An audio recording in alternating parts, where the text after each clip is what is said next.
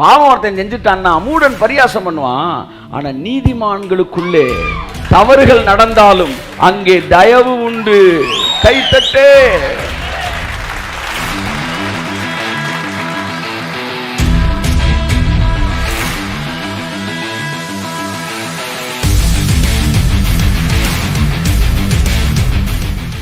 நீங்க ஜெபம் பண்ணும்போது என்ன பேர்ல ஜெபம் பண்றீங்க? இயேசுவின்.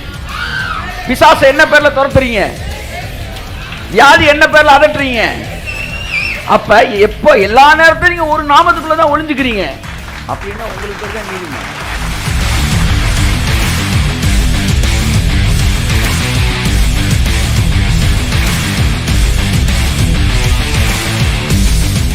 நீங்கள் நீதிமானை ஆன உடனே அந்த நீதி இருக்குல்ல, அந்த நீதி தேவனுடைய நீதி.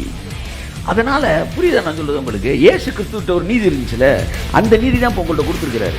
அதனால நீங்க போன உடனே உங்க நீதியை பிசாசு பார்த்த உடனே தூக்கி எறியப்படுறான். ஏன்னா அந்த நீதி தேவனுடைய நீதி. பயம் இல்லாம இருந்தா பிசாசோட கண்ட்ரோல் வெளியில இருக்கிறீங்க. ஏதாச்சும் ஒரு பயம் உங்கள்கிட்ட இருக்கா? ஏதாச்சும் ஒரு பயம் இருக்கா? ஏதாச்சும் ஒரு பயம் இருக்கா? அங்கே ஒரு கயிறு பிசாசோட கட்டி வச்சிருக்கிறான். இயேசு நாமத்தில் இரவு வேளை அறுக்கப்படட்டும். என் வாழ்க்கையில நான் நீதிமான், சகலமும் எனக்கு நன்றாகவே நடைபெறும். என்னுடைய பாதை ராஜபாதை. கரங்களை தட்டி கர்த்தருக்கு நன்றி சொல்லுவோம்.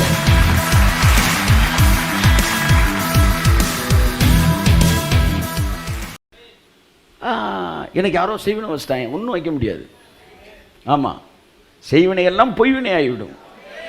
ஆமா, இல்ல பில்லி நம்ம கில்லியா, ஒரு பில்லி ஒன்றும் பண்ண முடியாது. ஆமாம், அன்புக்குரியவர்களே, எல்லாமே பயத்தில் இருக்கு. பயத்துலேருந்து மனுஷனை விடுதலை ஆக்கிட்டா, லவ் பண்ணுறவனே ஏன் பண்ணுறான்றீங்க? எங்கிட்ட நமக்கு ஒய்ஃபு கிடைக்காம போயிருமோ? எங்கிட்ட நமக்கு மாப்பிள்ளை கிடைக்காம போயிருமோ? இதை கிடைச்ச வரைக்கும் நம்மளாம் மூவ் பண்ணி everything, the whole world is ruled over by fear. Fear. If you don't have fear, you are completely out of the coverage area of devil. Outside of the coverage area. பிசாசோட கவரிங்குள்ள வெளியில வந்துட்டீங்க. இனி உங்களை ஈஸியாக handle பண்ண முடியாது. ஏய் ஆட்ட மண்டல் அடிக்க போற போடா இயேசு நாமத்தில் என்கிற இடத்துக்கு நீங்கள் வரும்போது அவங்களை ஹேண்டில் பண்ண முடியாது. மிஞ்சி போனடா செய்வா, செத்துதாள் பார்ப்பேன், செத்துக்கிறேன்டா, செத்தப்பறம் நான் அவரை தானே பார்ப்பேன், அவர்கிட்ட பேசி நான் திரும்ப வந்துக்கிறேன், போ முடிஞ்ச பார்த்துக்குவோம் என்கிற மனநிலைக்குள்ள அவனுக்கு விசுவாசம் இருக்கு, நம்பிக்கை இருக்கு. விசுவாசம்ன்ற கயிறில் நடந்துரும்ன்றது, நம்பிக்கைன்றது மிஸ் ஆனாலும் கீழே எதில் இருக்கேன், நெட்டு என்னை கட்டி இருக்கு வலை, அதுலேருந்து தம்பி நான் திரும்ப வந்துக்குவேன். எத்தனை பேர் நம்பிக்கை இருக்கிறீங்க? அதிகபட்சம் மரணத்தை கடத்தான பயப்படுவான். மரணத்தின் மீதும் நமக்கு நம்பிக்கை இருக்குது. எதுக்கு நீங்கள் பயப்படணும்? போன பால் திரும்ப வந்த மாதிரி வந்துட மாட்டீங்களா? நீங்கள் கையை தட்டுங்க சார். என்ன அப்படியே ஒரு மனிதனை தேவன் ஆட்டுவிக்க வேண்டும் என்றால் விசுவாசம் என்கிற கயிறு மூலமாக தான் ஆட்டுவிக்கிறார். இப்போ ஒருத்தருக்கு விசுவாசம் வந்துருச்சுன்னா இனிமே தேவன் சொல்ற மாதிரிலாம் செய்ய ஆரம்பிப்பான். கையை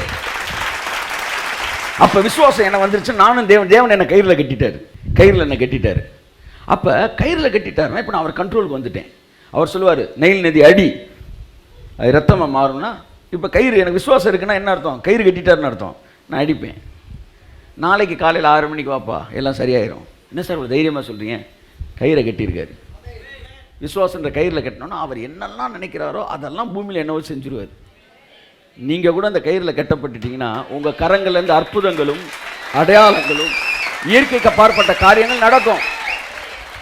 இன்னைக்கு தேவன் அநேகரை கண்ட்ரோல் பண்ண முடியாத காரணம் விசுவாசம்ன்ற கயிறு அவங்க மேலே கட்டப்படாமல் கட் பண்ணி அவங்க வெளியில் இருக்கிறனால அவங்கள தேவனுடைய கண்ட்ரோலுக்கு வெளியே இருக்கிறாங்க. பயம் இல்லாமல் இருந்தால் பிசாசோட கண்ட்ரோல் வெளியில் இருக்கிறீங்க. ஏதாச்சும் ஒரு பயம் உங்கள்கிட்ட இருக்கா? ஏதாச்சும் ஒரு பயம் இருக்கா? அங்கே ஒரு கயிறு பிசாசு ஒன்று கட்டி வச்சிருக்கிறான். இயேசு நாமத்தில் இரவு வேளை அறுக்கப்படட்டும். என் வாழ்க்கையில நான் நீதிமான், சகலமும் எனக்கு நன்றாகவே நடைபெறும். என்னுடைய பாதை ராஜபாதை.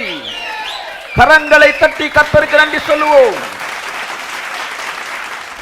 உங்களுக்கு உடல்நிலை சரியில்லை என்று சொல்லுகிறார்கள், அதற்கு மருத்துவம் பார்க்க வேண்டும் என்று சொல்லுகிறார்கள். ஓகே, ஒரு மாத்திரையா கொடுப்பா வாயில போட்டு சாப்பிட்றேன் நீங்கள் சொல்கிறீங்க. இல்லை சார், உங்களை நிற்க வச்சு உங்கள் மூக்கு வழியாக ஒரு டியூப்பை விட்டு காது வழியாக வெளியே எடுத்து இடுப்பில் 2 ஓட்டையை போட்டு ரைட்டில் வந்து லைட்டாக அவங்கள அனஸ்தீசியா கொடுப்பீங்களா? அதெல்லாம் கொடுக்க மாட்டோம்.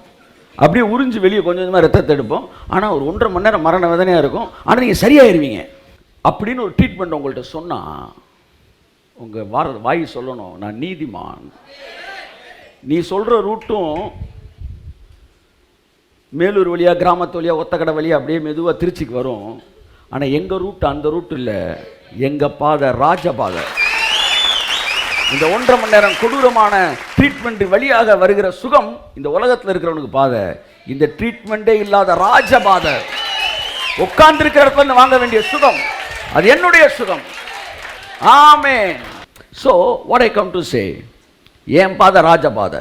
ட்ரீட்மெண்ட்டாக இருக்கட்டும் அல்லது ரூபா வரதாக இருக்கட்டும், பேங்க் லோனு, அங்கே போய் ஒரு 4.5 மாதம் அலைஞ்சு திருநாயாக அலைஞ்சு ஒரு லோனை வாங்கி ஒன்று பண்ணணும்னு பண்ணிக்க, அது ஓம் பாதை. ஏன் பாதை ராஜபாதை. ராஜபாதைனா என்ன? எல்லாமே ஈஸியாக வர்றது. No signal, 4 ways, 2 ways. கிராமத்து வழியாக போகிறது வந்து என்ன சொல்கிறது, ஒத்தையடி பாதை. ஒத்தையடி அப்படி வர்றது. அப்போ இப்படிலாம் நீங்கள் வாங்க, நாங்கள் அப்படியே மெதுவாக ராஜபாதையில் வந்துக்கிட்டு இருக்கிறோம். ஸோ லைஃப்பில் எதெல்லாம் வந்து கிரிட்டிக்கலாக சொல்கிறாங்களோ, காம்ப்ளிகேட்டடாக சொல்கிறாங்களோ, இந்த உலகம் அதுக்கு தலையசைக்கும். ஆனால் தான் நீதிமான் என்பதை உணர்ந்தவன் இந்த காம்ப்ளிகேஷனுக்குள்ளே போக மாட்டாயா? தேவை இல்லையா? நான் நீதிமான், என் பாதை ராஜபாதை. Because Bible promised, it has promised me. எனக்கு அது ப்ராமிஸ் பண்ணியிருக்கு. ஏதோ குருவி சேர்த்த மாதிரி அது ஓம் பாதை, என் பாதை ராஜபாதை. சார் நீங்கள் என்ன சார் வந்து பெரிய சர்ச்சு பிளான் பண்ணுறீங்க, உங்களுக்கு வீடுன்னு பிளான் பண்ணலையா, உங்களுக்குன்னு எதுவும் சேர்க்கலையா? கல்யாணத்துக்கு முந்தின வாரம் வரைக்கும் என் அக்கௌண்ட்டில் 10,000 ரூபா கூட கிடையாது. ஆனால் அடிக்கடி நான் சொல்லுவேன், என் அக்கௌண்ட்டில் ஒன்றும் இல்லை. திடீர்னு கல்யாணம்னா ஒரு ஹால் பிடிக்கணும்னா கூட 1.5 லட்ச ரூபா சொல்கிறாங்க. தைரியமாக இருந்தேன். குருவி சேர்ப்பது போல, குருவி தான் என் குருவி மாதிரி சேர்க்கும். ஒரு வாரத்துக்கு முன்னாடி ஒரே ஆள் ஒரே செக்கில் ஹோல் 2 வெட்டிங் செலவையும் சந்திச்சிட்டாங்க, முடிஞ்சு. ஒரே ஆள். ஒன்று புரிஞ்சுக்கங்க, நீங்கள் விசுவாசித்த உடனே என்ன நடக்கும்னா, உங்கள் சூழ்நிலையில் ஆவியானவர் ஒரு விஷன் காமிச்சார். அந்த விஷனில் என்னென்னா, இந்த கண்ணிலாம் அப்படி வந்து ஒரு பட்டன் அப்படின்னா டக் டக் டக்குன்னு ஓப்பன் ஆகும் பார்த்தீங்களா? அது எனக்கு எக்ஸ்பிளைன் பண்ண தெரில. வேறு நாள் எங்கேயாச்சும் ஒரு இடத்துல தான் நான் பார்த்தேன்னா அதை உங்களுக்கு காட்டுறேன். அப்படி நான் அந்த அந்த ஃபெய்த் எனக்குள்ளே வந்தவொடனே என்ன வகையான விசுவாசம் எனக்குள்ளே வருதோ அந்த வகையான லாக் ஓப்பன் ஆகுது. அவன் லைஃப்பில், உங்கள் லைஃப்பில் ஒன்றும் இல்லை சார், இப்போ உங்கள் லைஃபுக்குள்ளே ஒரு 10 கோடி ரூபா அப்படின்னு வச்சு அது ஒரு லாக்கில் இருக்குது. உங்களுக்கு புரிகிற மாதிரி சொல்கிறேன். இல்லை தெய்வீக சுகம்னு சொல்லி ஒரு லாக்கில் இருக்குது.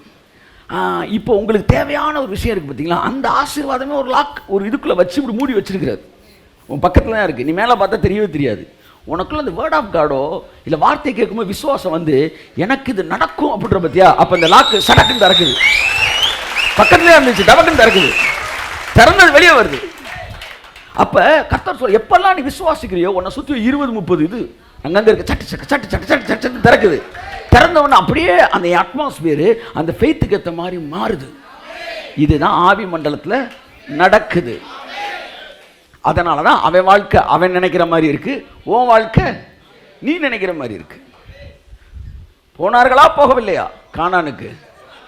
போவேன் என்று சொன்னவர்கள் போனார்கள், மாட்டேன் என்று சொன்னவர்கள் போகவில்லை. என் வாழ்க்கையில் இயற்கைக்கு அப்பாற்பட்ட நடக்கும்னு நான் நினைச்சேன், நடந்துச்சு. ஒரே வாரத்துக்கு முன்னாடி முடிச்சேன், ஒரே செக்கில் முடிஞ்சிச்சு மேட்ரு. என் அன்புக்குரியவர்களே, அப்போ என்ன ஒரே செக்கில் நடந்துடும், எனக்கு நடந்துடும். கட்டாத வீடு, நீ நினைச்ச மாதிரி ஒருத்தர் வீடை கட்டிட்டு, சார் இது எனக்கு வேற ஏரியா டிரான்ஸ்ஃபர் ஆகி போச்சு, நீங்கள் வச்சுக்காங்க சென்டர் போட, எனிதிங் மே ஹேப்பன், என்ன வேணாலும் நடக்கும். ஆகவே நீங்கள் தேவனோடு நடக்கும்போது இந்த பயம்ன்றது ஒன்றும் உங்களுக்கு சுத்தமாக வராது. இதைத்தான் சொல்கிறேன், நீதிமான் சிங்கத்தை போல தைரியமாக, முக்கியமான வார்த்தை இருப்பான், இருப்பான். அது அவனுடைய ரியாலிட்டி. இன்னொரு வசனம் சொல்கிறேன், தாவீது சொல்கிறாரு, பூமி நிலை மாறிடும், மலைகள் நடு சமுத்திரத்தில் தாழ்ந்தே போனாலும் நான் பயப்படேன்.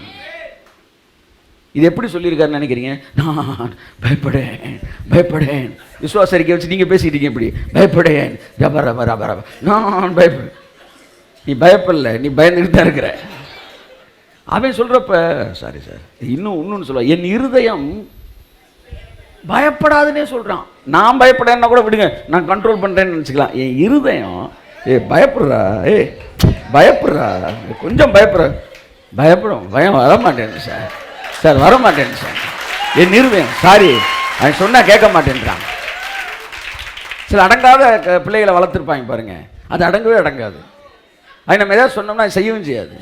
கேட்டாங்க, அம்மா சொல்லுவாங்க, அப்பா சொல்லுவாங்க, அது கொஞ்சம் செல்லமாக வளர்த்துட்டேன், கீழ்ப்படிய மாட்டேன், தருதலையாக தெரியுது. அப்படி வந்து பெற்றோர்கள் வந்து அந்த அடங்காத பிள்ளைகளை சொல்வது போல பவுல் சொல்கிறாங்க, இருதயம் பயப்பட மாட்டேங்க சார், பயப்பட மாட்டேங்க சார். சார் எதிரியை பார்த்து, வியாதியை பார்த்து, இதை பார்த்து பயப்படல சார், பயம் வரல சார். என் பக்கத்தில் 1000 பேர் வலது விழுந்தாலும் அது என்ன அணுகாது. இன்னொரு இடத்துல சொல்லுது, எனக்கு எதிராக ஒரு பாளையம் இறங்கினாலும், எனக்கு எதிராக ஒரு யுத்தம் வந்தாலும் சொல்றான், ஏன் இருதயம் பயப்பட மாட்டேன் சார். அந்த இடத்துக்கு வந்துட்டீங்களா? நீங்க நீதிமானன்னு புரிஞ்சுக்கிட்டீங்கன்னா, உங்க நீதி எப்படி நீதின்னு தெரிஞ்சுக்கிட்டீங்கன்னா, நீங்களும் சொல்லுவீங்க, என் இருதயமும் பயப்படாது.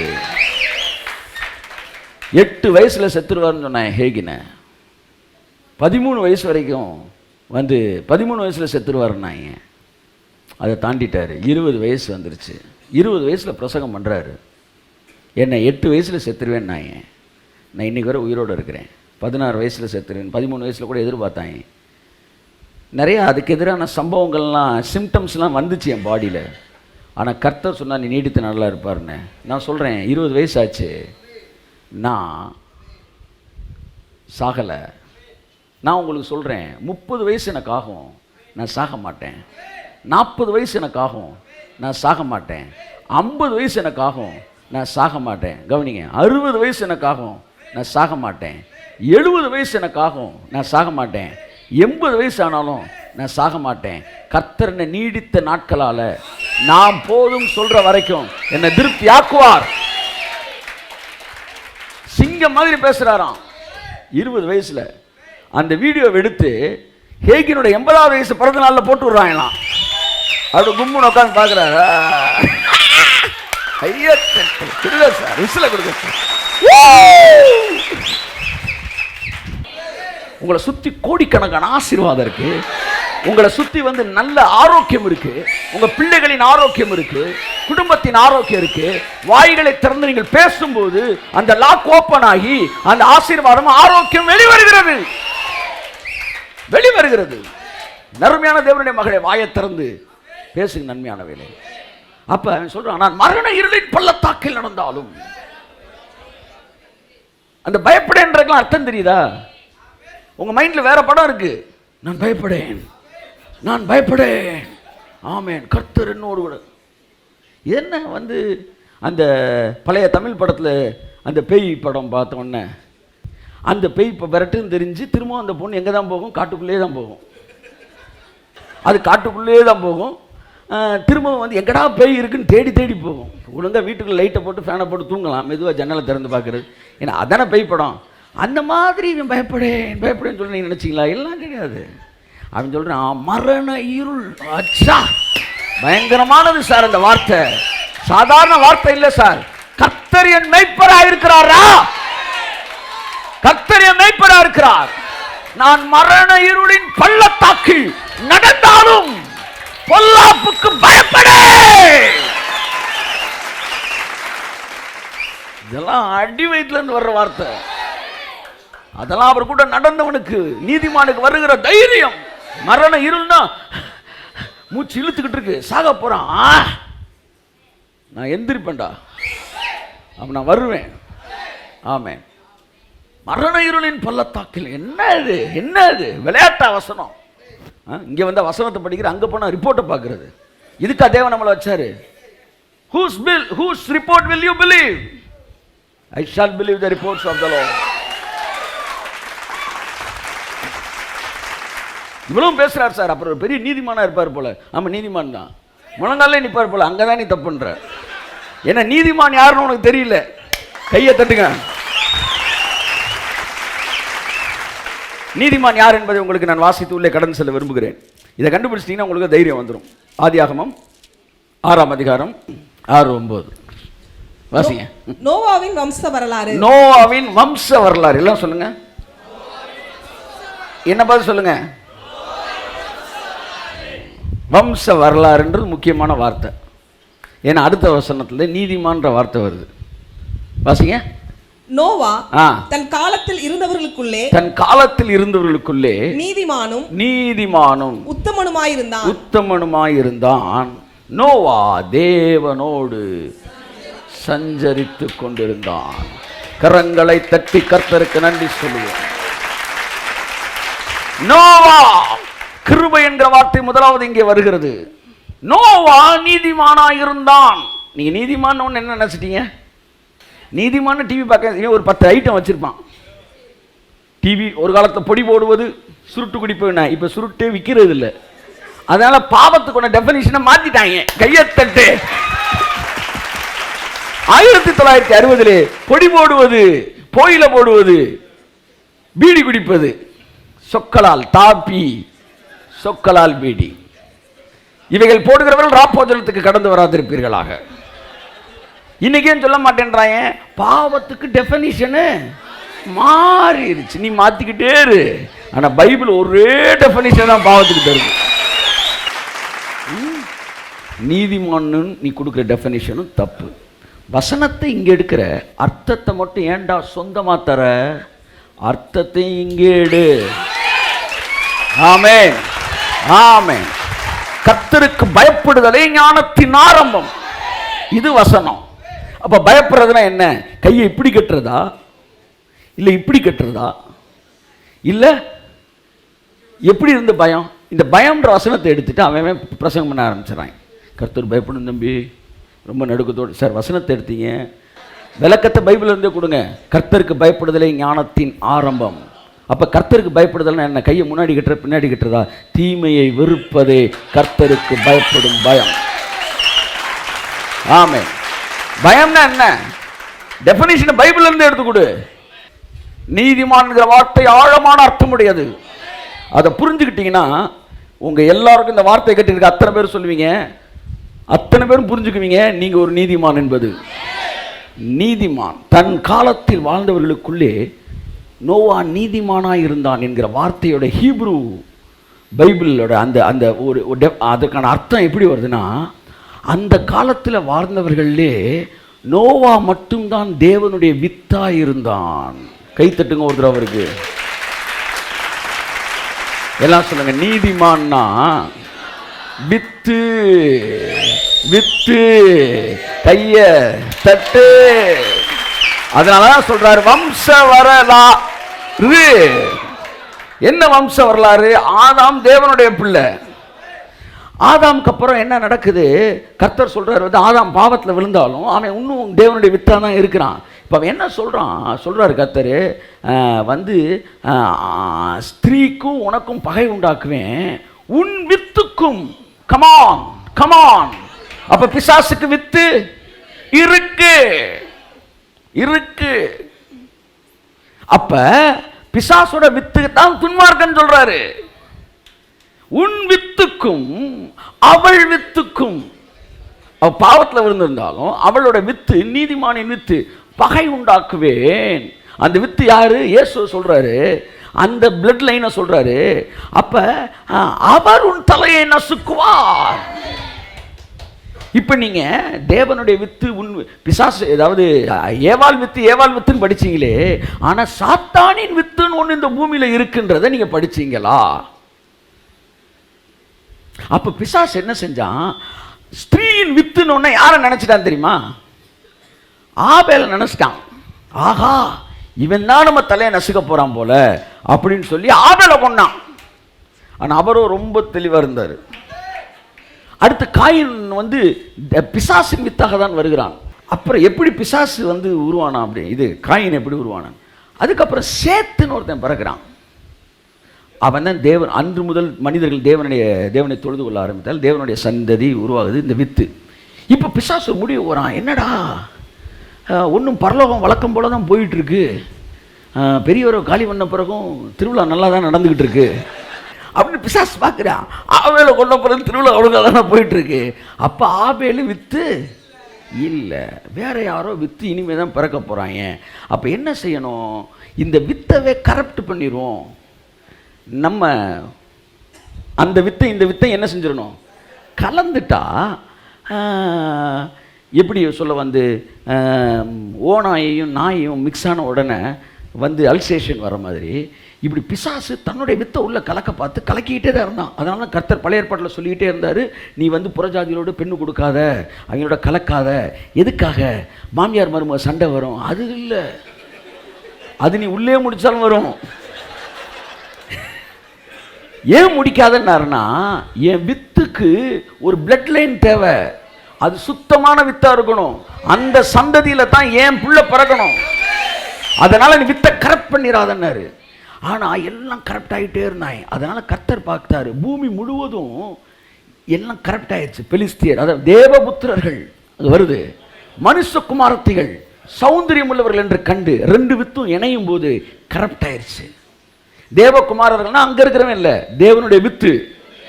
தேவகுமாரர்கள் தேவனுடைய பிள்ளைகள், மனுஷகுமாரத்திகள் என்பவர்கள் உலகத்தில் இருக்கிற பிள்ளைகள். உலகத்தில் காயின் சந்ததி. இவங்க அழகா இருக்கிறாங்க சொல்லி இவங்கள போய் கல்யாணம் பண்ணிட்டாங்க. அப்ப தேவனுடைய பிளான் என்ன செய்தீங்க, என்ன ஆகுது, டிஸ்டர்ப் ஆகுது.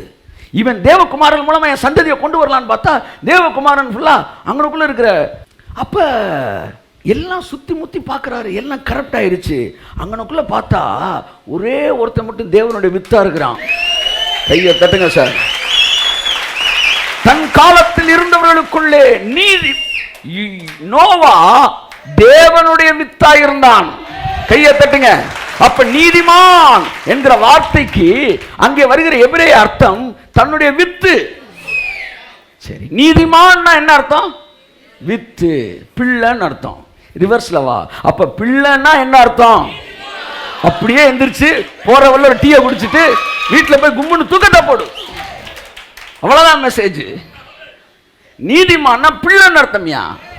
அப்ப பிள்ளைன்னா பக்கத்துல தட்டி சொல்லுங்க, ஆத்தா பிள்ளைன்னா நீதிமான் அர்த்தம். ஆத்தா அவருடைய நாமத்தின் மேல் விசுவாசம் உள்ளவர்களாய் அவரை ஏற்றுக்கொண்டவர்கள் எத்தனை பேரோ அத்தனை பேரும் பிள்ளைகளாகும்படிக்கு அதிகாரம் கொடுத்தார். சரியான மொழிபெயர்ப்பில் சொல்லுகிறேன், அவருடைய நாமத்தின் மேல் விசுவாசம் உள்ளவர்களாய் அவரை ஏற்றுக்கொண்டு பிள்ளைகள் ஆனவர்கள் எத்தனை பேரோ அத்தனை பேரும் நீதிமான்கள் ஆகும்படி அவர்களுக்கு அதிகாரம் கொடுத்தார். அதனாலதான் உலகத்தை அழிக்கிறப்ப தேவன் என்ன செய்யறாரு, 7ஆம் அதிகாரத்தை வாசிங்க, பேசேஜ் ஃபுல்லா வாசிங்கன்னா உங்களுக்கு தெரியும். 7ஆம் அதிகாரம் 1-2 வாசிங்க. கர்த்தர் நோவாவை நோக்கி, நீயும் உன் வீட்டார் அனைவரும் பேழைக்குள் பிரவேசியுங்கள், இந்த சந்ததியில் உன்னை எனக்கு முன்பாக நீதிமானாக கண்டேன். சார், மாம்பழம் வந்தாலும் அது மாமரம் தான், மாம்பழம் வருவதற்கு முன்பாகவும் அது மாமரம் தான். இன்னைக்கு ஒரு வசனம் அழகா சொன்னாரு, அவருடைய கனிகளால் அவர்களை அறிவீர்கள். அழகா ஒரு வசனம், கனியை வச்சு தானே மரத்தை சொல்லணும். அப்படித்தானே சார் நீங்களே சொல்லியிருக்கீங்க. ஆனால் இங்கே சொல்றீங்க மாம்பழம் வரலனாலும் மாமரம் தான்னு. புரியுதா? நீதிமான் நீதியின் காரியங்களை செய்வான், ஆனால் நீதியின் காரியங்கள் செய்யறதுக்கு முன்னாடியே அவன் அதை புரிஞ்சுக்காங்க. மரம் வச்சு ஒரு 3 வருஷம் கழிச்சு பழம் வருது, 3 வருஷம் கழிச்ச மாமரமா மாறிச்சு இல்ல. அது பழம் கொடுக்கறதுக்கு முன்னாடியே மாமரம் தான். நீங்க கிரியைகள் செய்யறதுக்கு முன்னாடியே நீங்க நீதிமான் தான். அப்ப கனிகளால் அறிவீர்கள்ன்றது உலகத்துக்கு. எனக்கு கனியை வச்சு அறிய வேண்டிய அவசியம் இல்லடா, உனக்கு கனிகளால் நீங்கள் அறிவீர்கள். நாங்க மரத்தை வந்து வேர்லே பார்த்துருவோம், இது என்ன மரம்னு.